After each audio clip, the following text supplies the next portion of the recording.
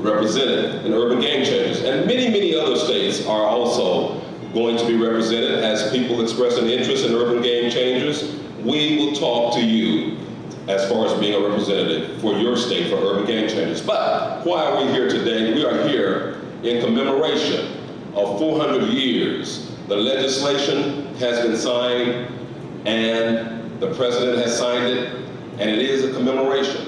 A few weeks ago, President Donald Trump was in Jamestown, Virginia, and he spoke. He spoke about the barbaric act of slavery.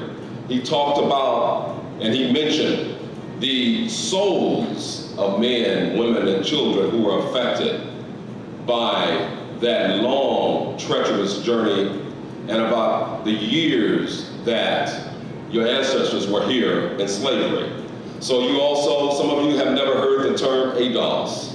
What is it? American Descendants of Slavery. That's what it is. So some of the millennials, some of our older generation, you never heard the term, but we're going to be talking about in this conference. We're going to be talking also about reparations. We're going to be talking about legislation.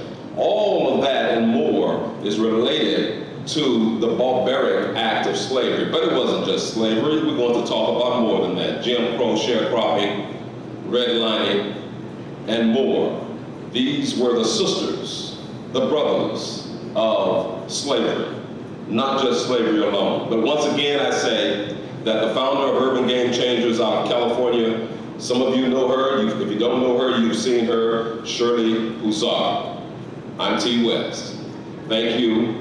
And we're looking forward to bringing you good information that you can use, information that you can grow with, and help your children grow. Thank you.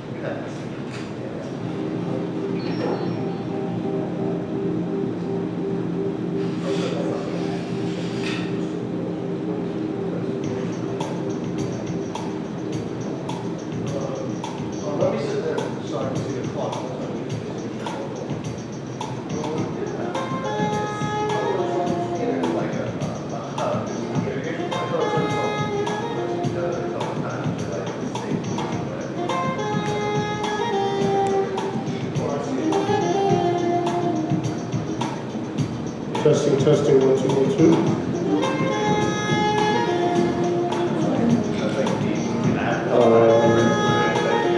1, 2, 1, 2. Yeah, that's perfect. Yeah, 1, 2, 1, 2. All right, let's get this panel going.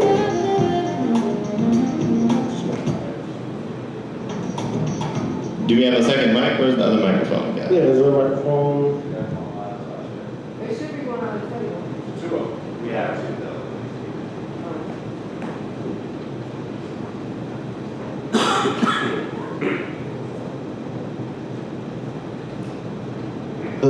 We good. All right.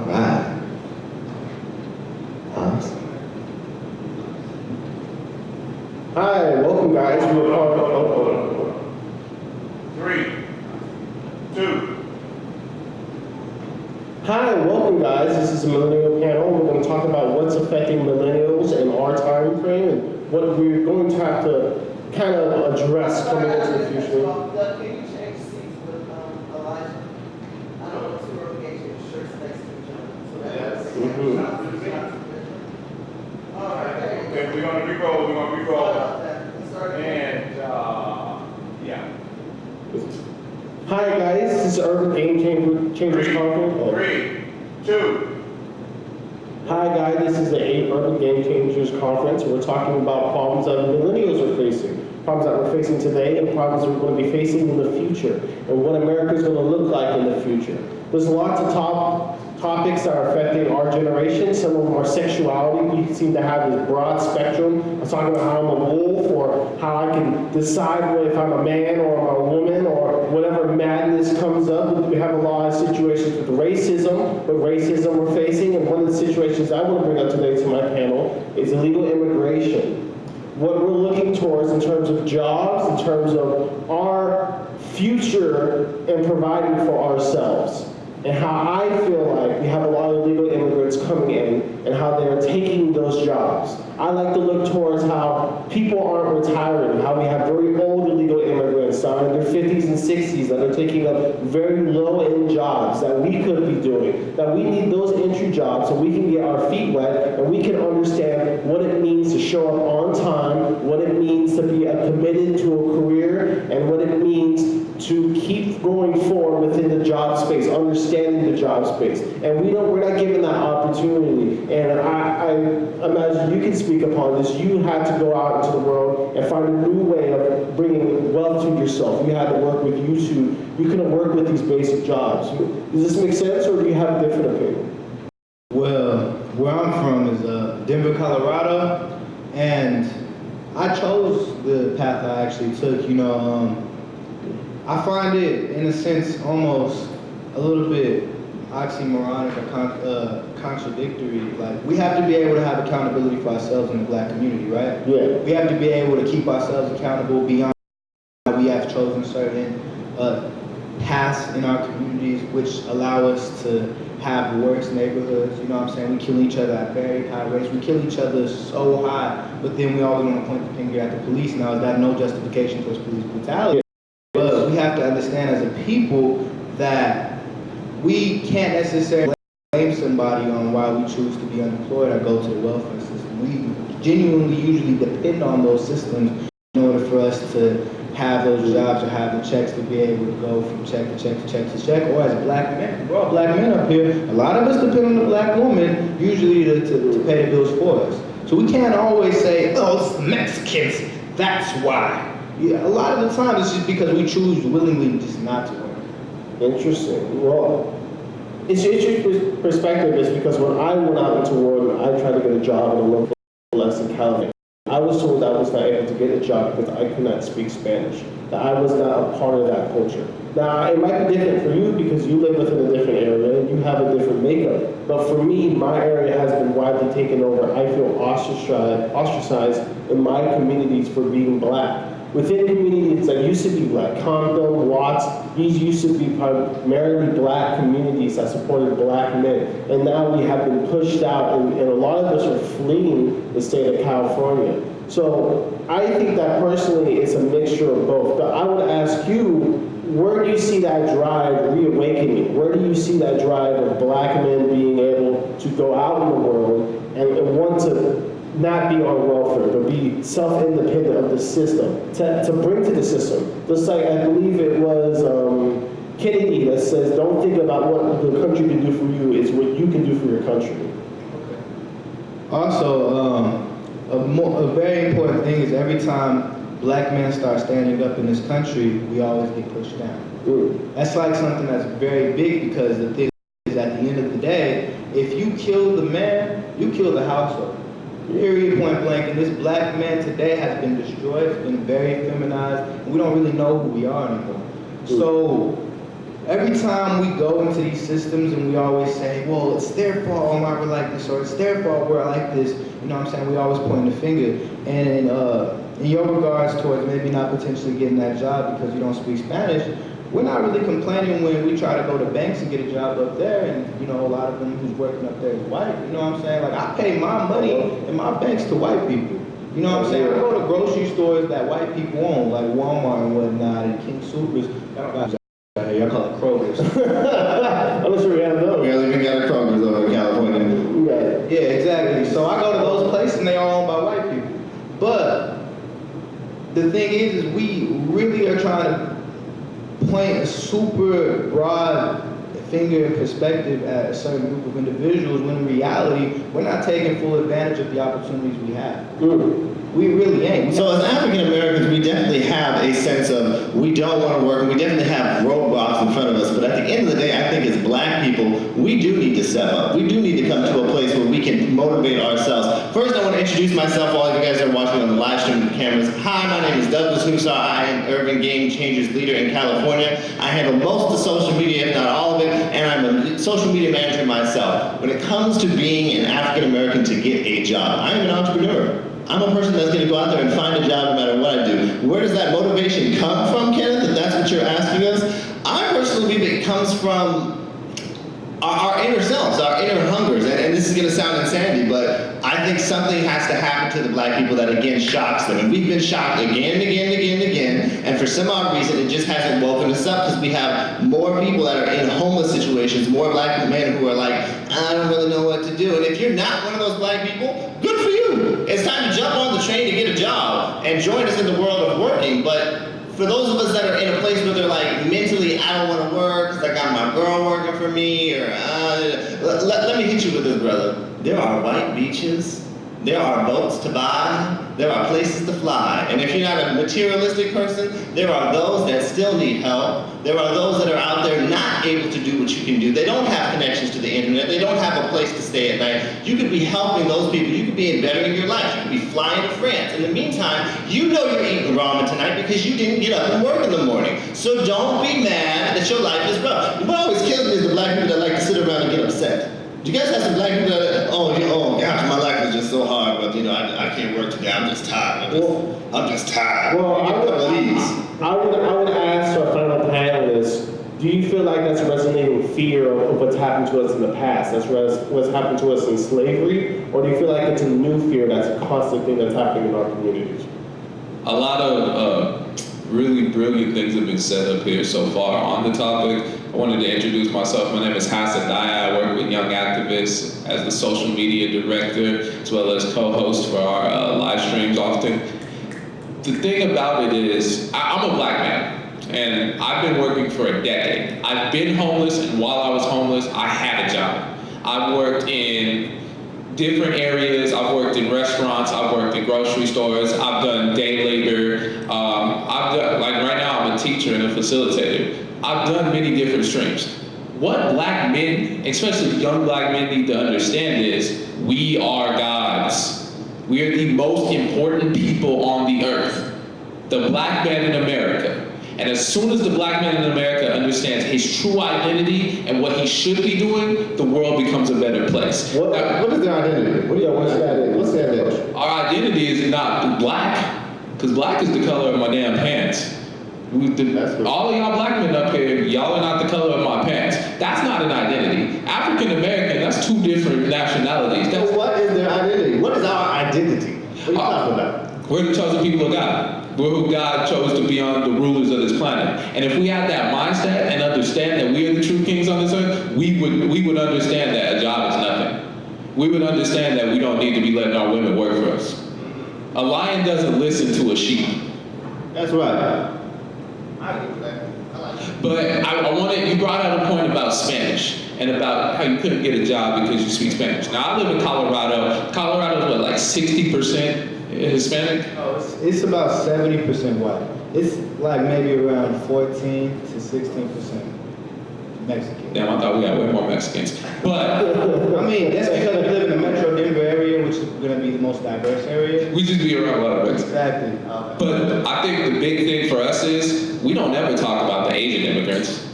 or the Indian or the Arabs. And these Indians and these Arabs and these Asians, they will come into your community, they will learn English and Spanish just so they can sell you some garbage.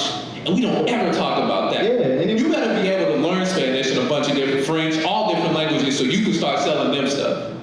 That's true, that's true.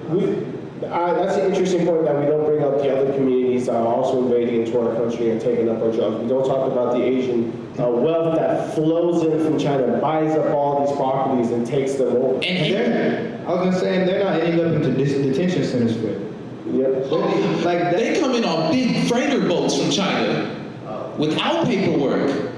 And y'all are from California, you know how to get down in San Francisco, especially the Vietnamese. Man, our immigration in California has become so incredibly crazy. I know people, I have close friends of mine who have illegal immigrant family members and friends around them, and they give me this look like, no, they just my aunt. Yeah, that's like, that's not your aunt, she a different brown than you. Like, she not even the same brown as you. But then we just like, we don't really say anything and whatever it is, then we really have anywhere to go. The government system in California is so messed up that the ICE police that are supposed to handle national immigration issues are then being put down by the local police, are told, no, don't handle this situation at all. We got it. At the end of the day, those immigration problems do not affect me as an individual in my daily life. Or I can't, they affect me, don't get me wrong. Like I can't get a job here or there, or I have to deal with a lot of different Mexicans in different areas. But on an individual basis, I cannot solve the immigration problem. I just cannot. So what can I do as an individual becomes the question. And that is to make some financial freedom, to gain a skill and a job. Go ahead, brother, cut me off. So listen, we love to blame the immigration problem. That's right. But the thing is America wants it to happen. Now, I'll explain to you why. I mean, my uncle doesn't want it. I don't want it to happen. No, listen. You talking about the illegal immigrant situation? Yes, you don't. I don't want that to happen. No, America as a whole does. I'll prove it to you. So, for Okay, example, go ahead. Area 21, right? It's a. Hold on, did you just talk about aliens? No. Area 21, right? We all know where it's located. We know it's in Nevada, and we know that if you cross a certain. Did you know we have it in California? Oh, I'm sure you have. No, that's area. No, I'm saying the most famous one would be Area 50. Correct. And so basically, if you cross any certain lines, it's strictly, there's signs everywhere saying that you will get killed. Correct. You would end up in prison for a year if you cross any lines, right? So they have warning signs everywhere, and it's very well guarded, meaning that they understand that anybody, we could have hundreds of people that all get shot down. The thing is if we really didn't want Mexicans in this country, we have the manpower to stop it. We choose not to. We have armies and coasts pretty much on almost all. I don't see how that proves that we want illegal immigration. Because it's a commodity. How is that? They're working for low minimum wage jobs. Yeah, I can speak upon this. There's a particular faction within the political group called the neoliberal. From my understanding of the neoliberal, they believe that none of us Americans want low-wage jobs. We do not enjoy low-wage jobs. We don't want to pay. So we want the Mexicans. We want them to do it. We want them to do it, and I don't know the exact details of it, but if I could guess, they want all of us Americans to elevate and use the Mexicans to get higher wages. It's kind of like in a form, they're using them almost like they use slaves. Just they're paying them what I know. Straight up and down. Like me as a black man, I'm definitely not trying to do no landscaping. Forget that. Definitely let Juan and Carlos do that. I'm not about, I know my value. I am not about to clean no damn toilet. That's straight up and down. Let Abuela do that. And I love Mexicans, don't get me wrong, but I'm not going to do the jobs that they do. And they have to, and I don't want to deal with the problems of illegal immigration. I will take being a black man over being a Mexican man any day. Because even though I know the police are out to kill me and I know the situation can be weird with that, I ain't got to worry about my grandma, or my mama, or my daddy getting snatched up by ICE. I don't have to worry about having paperwork on me. You know, the interesting aspect about all of this is that we always focus upon the illegal immigration conversation from the aspect of focusing on our land, on them coming to our land. We never focus upon what's happening in Mexico and why they are fleeing Mexico, which is high drugs.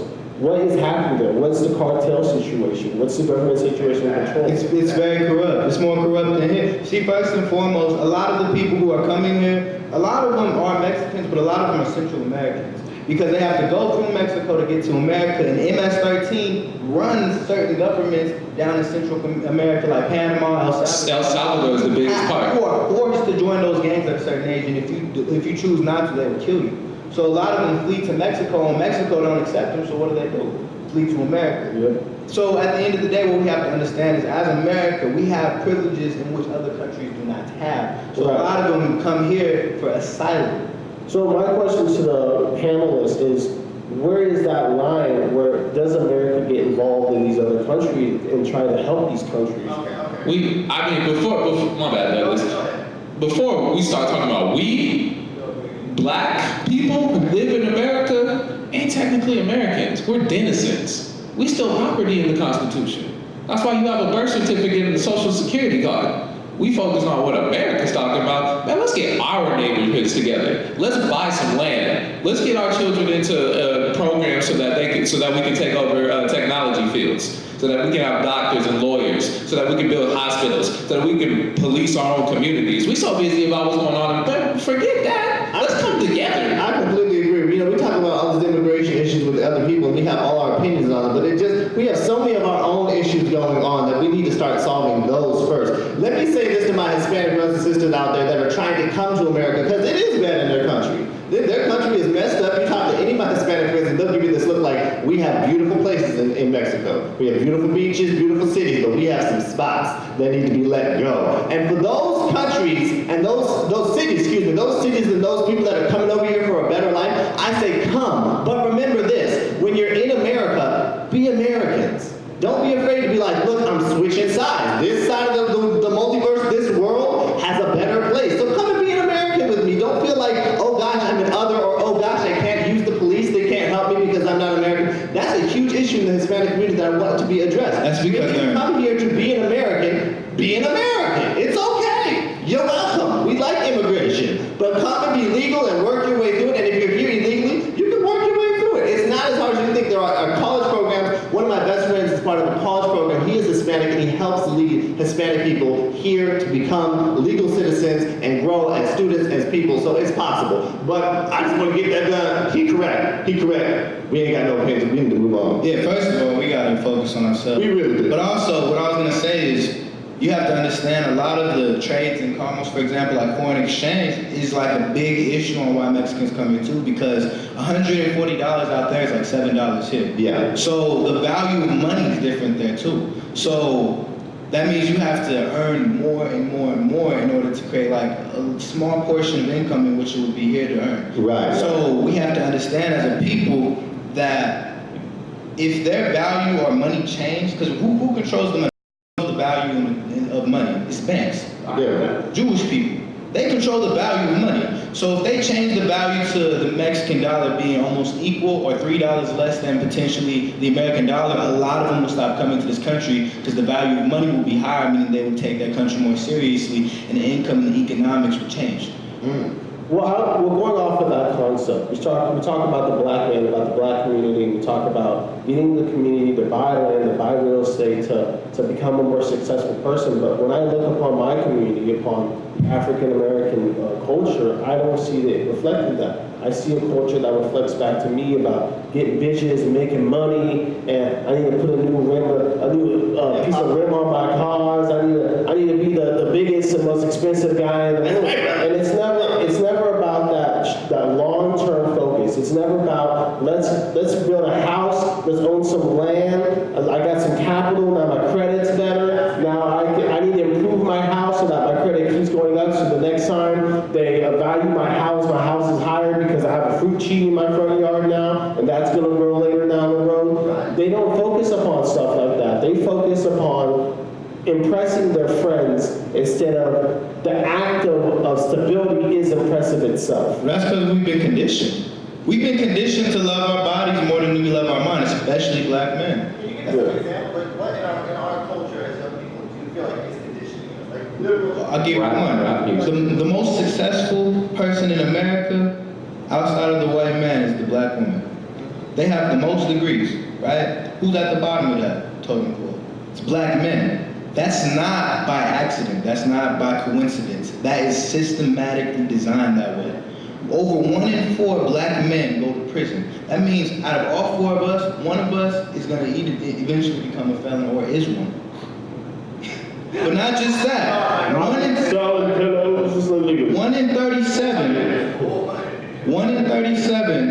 black women go to prisons. That's because they don't want them to go to prisons. They're conditioned to have better job opportunities than us because it's designed that way. We want our women on top and we want our black men at the bottom. It's designed that way.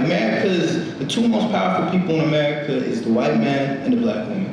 They control the black man. What the black man does, what the black man is dictated, because that's what America's about. My question still is, what is an actual physical example of that situation? Just so we can give it to the folks at home. I think he had what you said, Rap music, and it's pop culture. And you look at hip hop. We can just start with Jay-Z. I mean, you can't just go with a name because you have labels that are controlling these people. Okay. These people are controlled by, and the labels are not owned by us, they're owned by Jewish people. So you have the white man telling you what to do and how you run things. And then, through that, they push materialism. Before Jay-Z got with Jazzo, there was a whole nother style being pushed. And then from Jay-Z, you get Rockefeller, you get Reasonable Doubt. All this drug cartel, Big Pimpin', Be Like Scarface, New Jack City rap. And then you get the Big Pimpin' materialism. And so now everybody wants to be like Tupac and Jay-Z. They want that thug life and they want to be rich. Yep. Of course, but that's what's being pushed 24/7, all through the radio waves, all on TV. Black people don't. That's where our role models are. Our role models is black men. Ain't Oprah, ain't Michelle Obama. We don't really see. Who's a black leader? Who's a black? Who's a black leader? Oprah had a. Oprah's an entertainer. We have Steve Harvey. Entertainer. That's true. Steve Harvey. Michelle Obama's cool, but Michelle Obama is famous for being married to him. If Obama wasn't president, it would.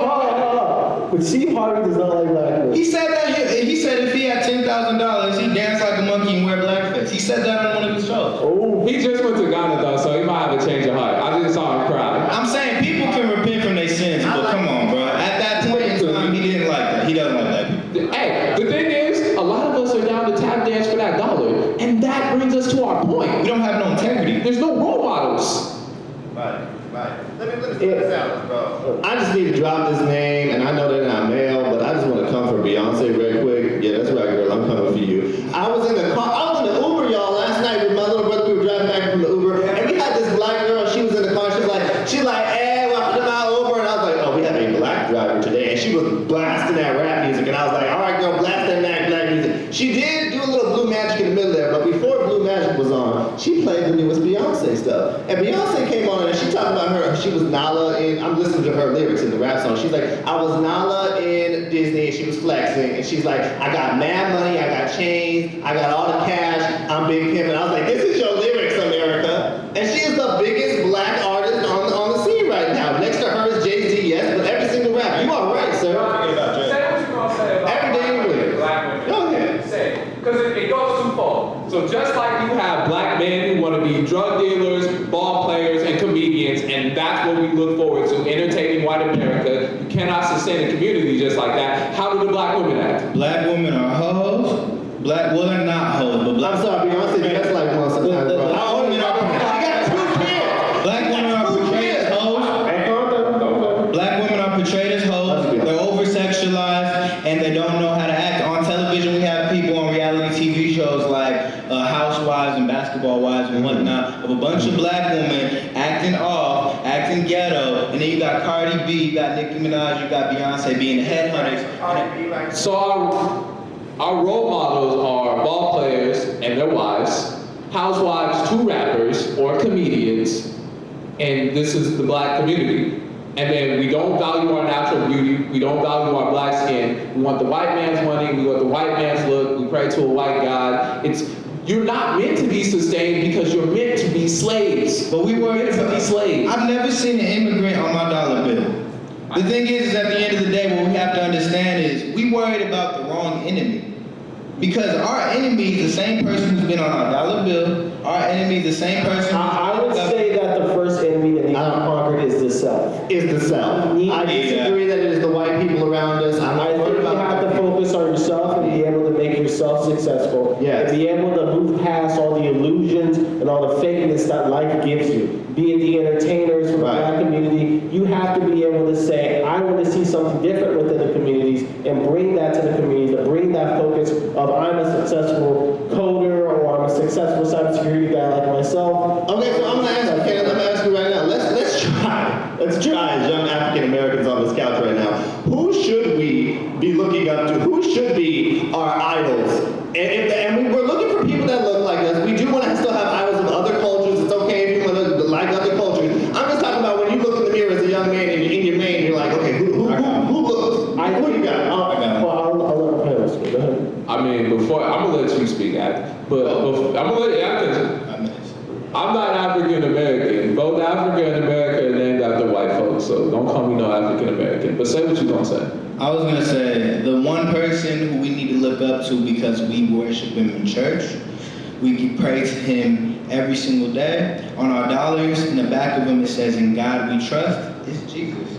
Jesus is the live portrayed image. Every time we look at an image of white Jesus, which is not depicted nor read in the Bible anywhere, we believe that our presidents can be white. We believe that our police officers can be white. We believe that we can depend on white education to teach us white history in black schools. We believe all that because we have been taught that since the deity that we've been worshiping since slavery is a white person, that we've created self-hatred within ourselves. I was not taught. So you've never seen an image of white Jesus before? As a child, I was taught that is a image that we may use, but in actuality, Christ does not have a color. It was his words and his actions that He has a defined color. who he was, not by his skin color. He has a color though. In my church, they literally said to us, Jesus does not, it does not matter what color skin Jesus had, and he is defined by his actions and who he is as a person. So that's the God Okay. that I worship. So and that's the God that we were taught to worship. 100%. So we live in a faithless generation, right? So let's use a historical figure as an example.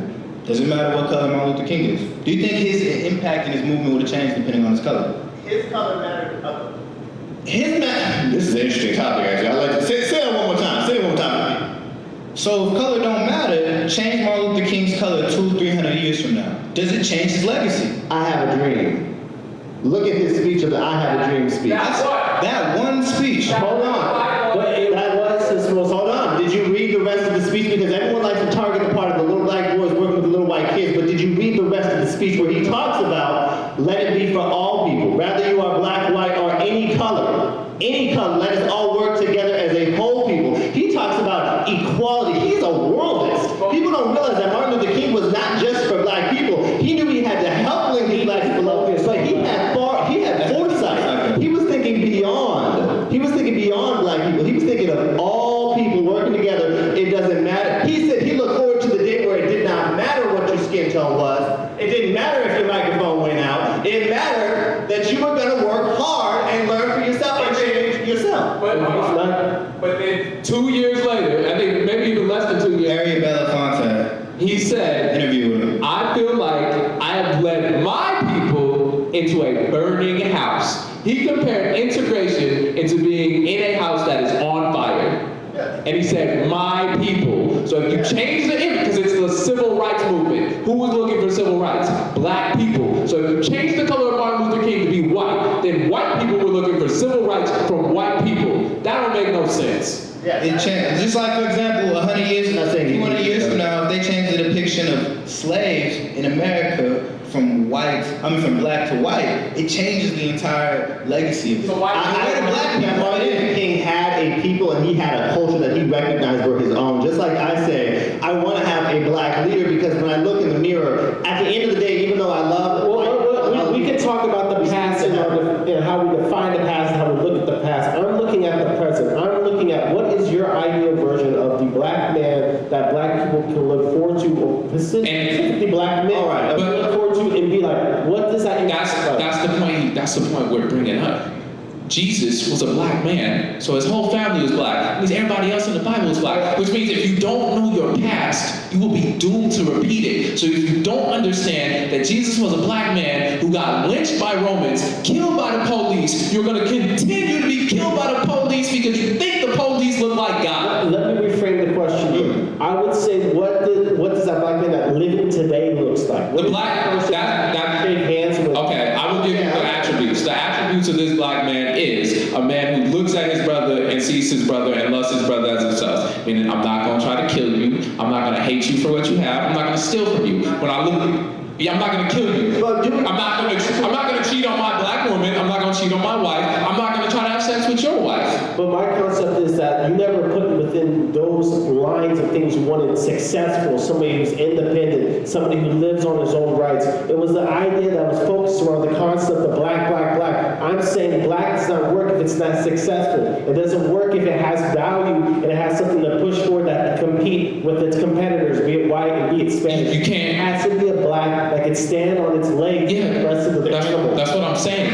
You cannot build a community without common unity. And if you don't have, You can't build a community without grounding. Every nation on this planet, when they look at their God, for example, you go to the Asian communities, predominantly most of them is Buddhist, right? So when they look at their God looks like them. When you go to the Middle East countries, Muhammad, their God looks like them. When you go to European countries, their God looks like them. The only people on this planet who does not have a God that looks like them is us. Everybody has a grounding in which they believe. That's why we don't have a nation in this country that we could build off of for ourselves, because we don't have somebody to look up to as a deity figure to see ourselves in that. So how would you fix that particular situation? I think that it's really interesting. I got your answer. Hold on. I think that's interesting that the concept is to take over somebody else's God. That's- I think that the They lied. They took over Their God. They're saying it is their God. Yeah, they lied about that. That's not how they're going to see it. You have to look at No, their- they lied. We've been brainwashed and conditioned.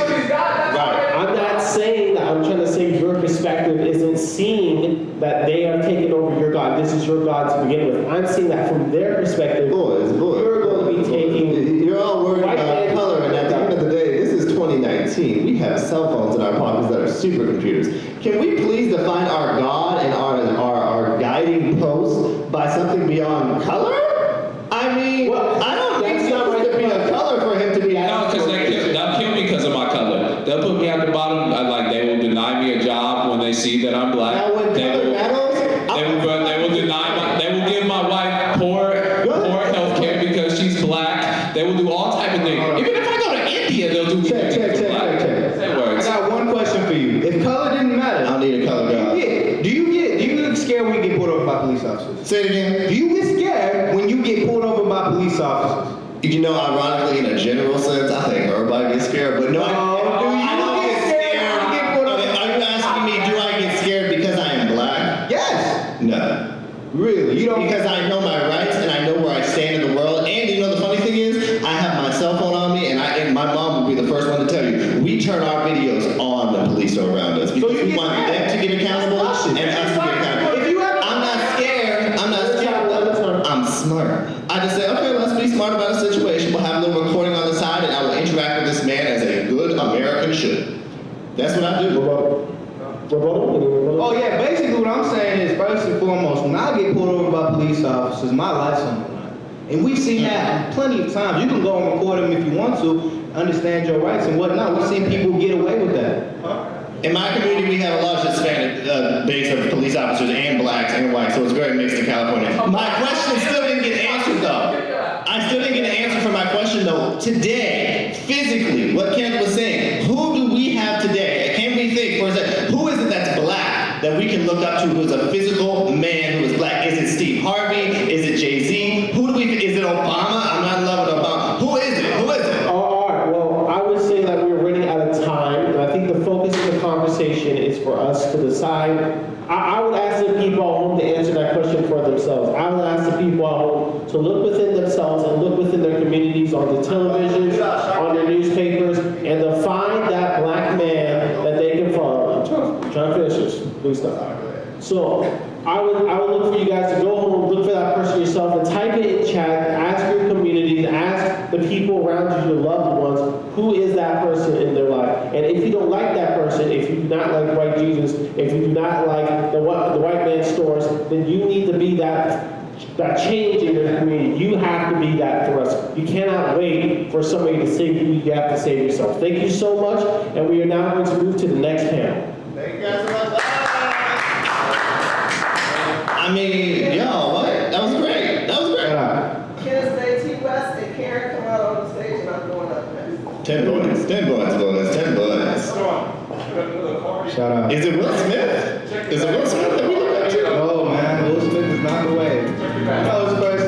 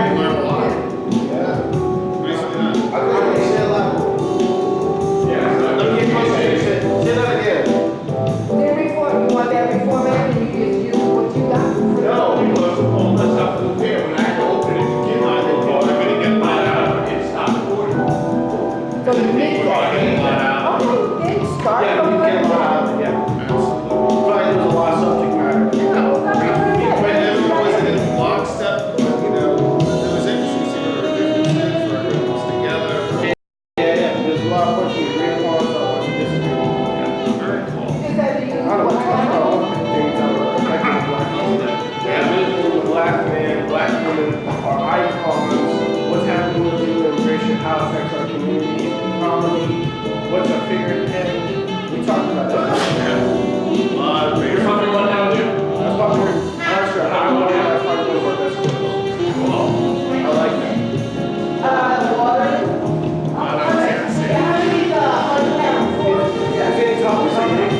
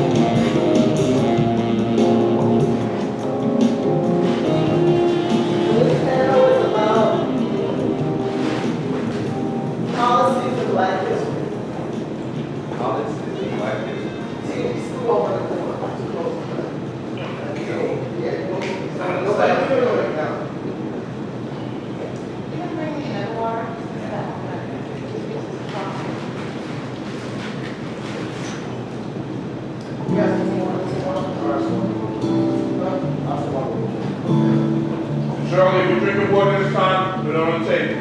Not behind you. Oh, you put it on the table? Oh, you put it on the floor then? I don't know, on the floor, yeah. Yeah, put it on the floor. Yeah, not behind you. If they Yes, said, ma'am, well, put it I'll behind you. put one of the logos and we'll make little cake.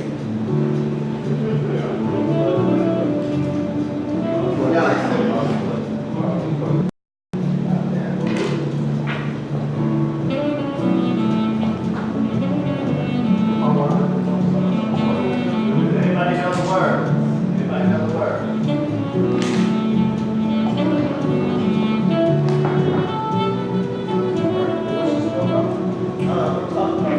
Policies for those years.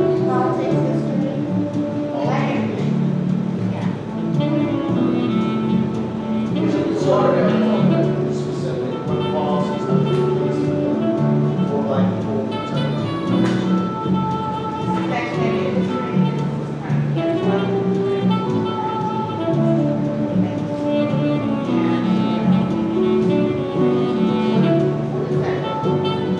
what's the difference in policy?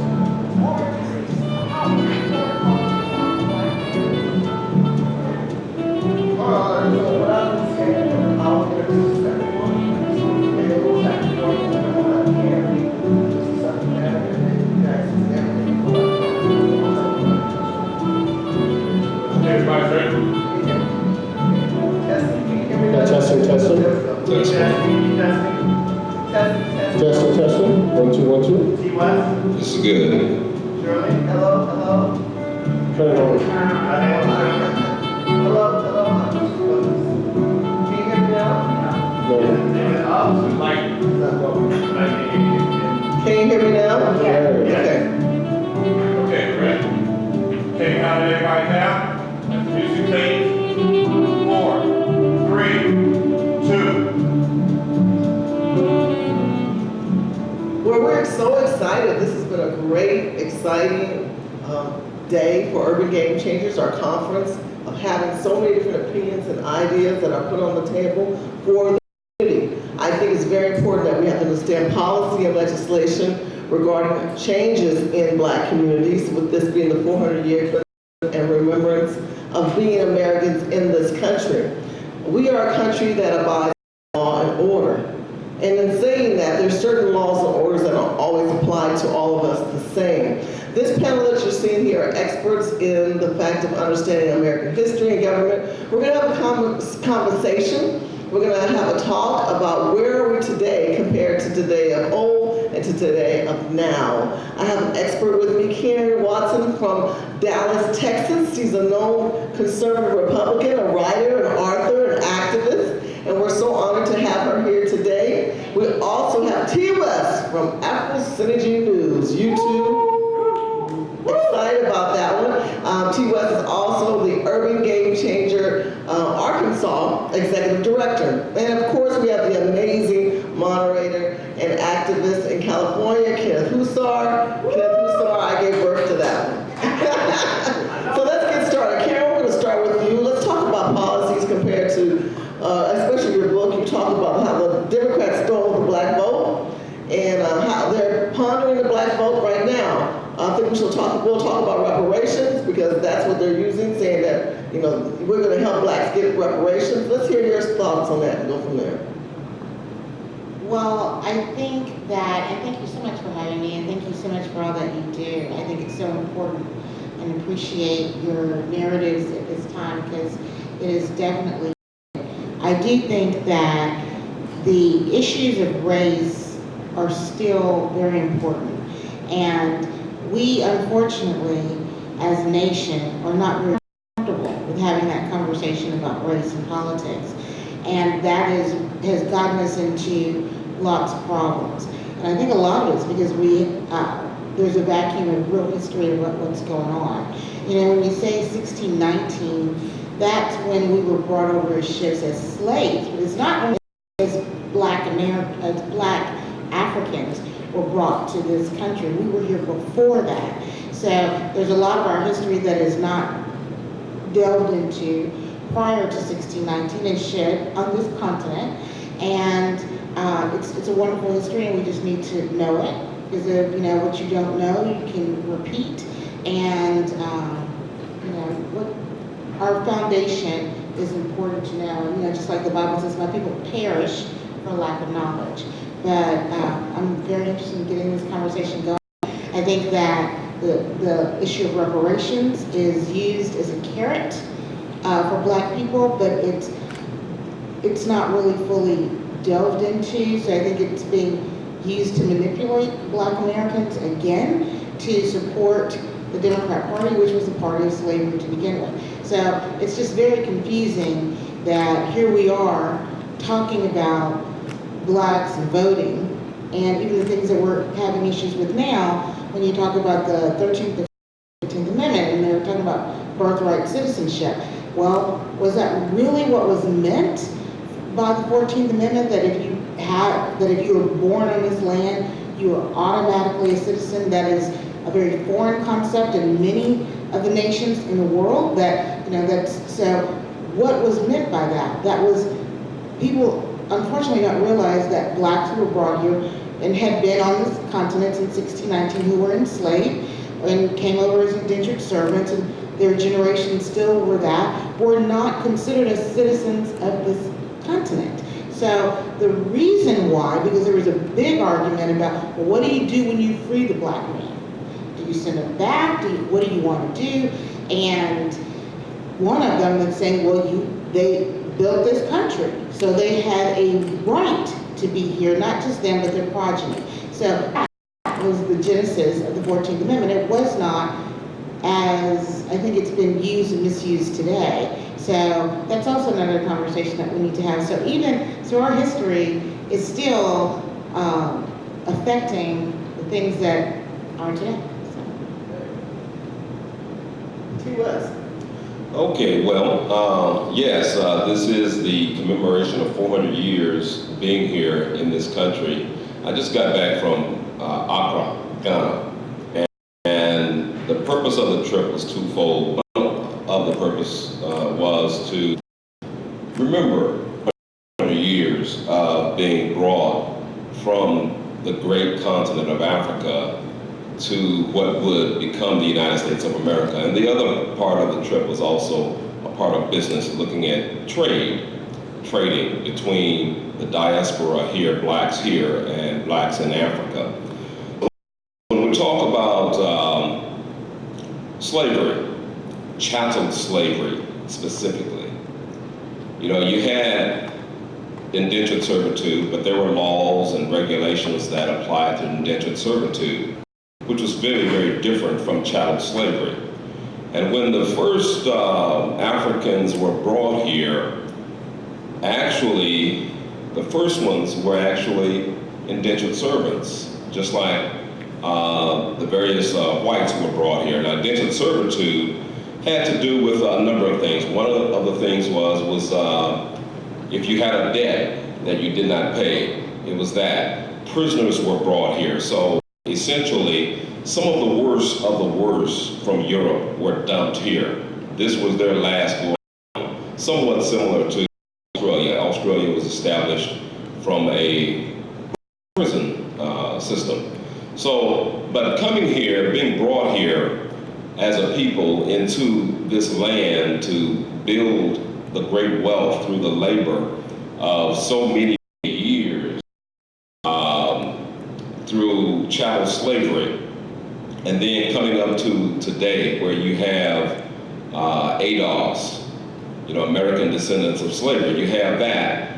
And the call, the very clarion call is out there for reparations, restitution, a payment for a debt that was not only for slavery, but what followed slavery, Jim Crow, sharecropping, all the years of lynching, all of that is a part of it. So 400 years, and then the return, the celebration of return, those who remember where many of them had come from.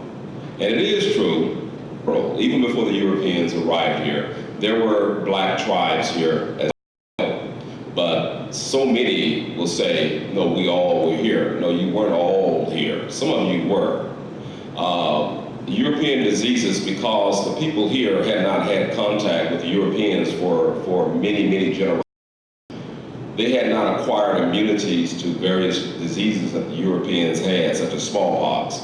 Smallpox wiped out far more people on this continent in North America than did the guns, the bullets, and all that the Europeans brought here, because people here, they did not have a natural immunity to it. They had no bar to the conquistadors coming in.